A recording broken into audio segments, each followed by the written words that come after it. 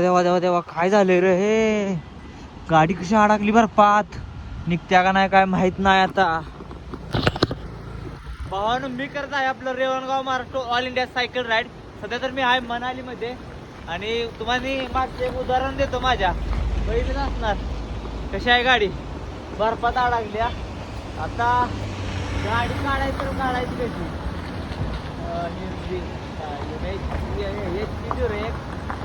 आता मोरचं काय काय सगळं दिसून झालं इथं. आणि असा पूर्णपणे मनालीत बर्फ आहे आणि गेट मधनं एंटर केल्या तुम्हाला आपली सायकल लावतो.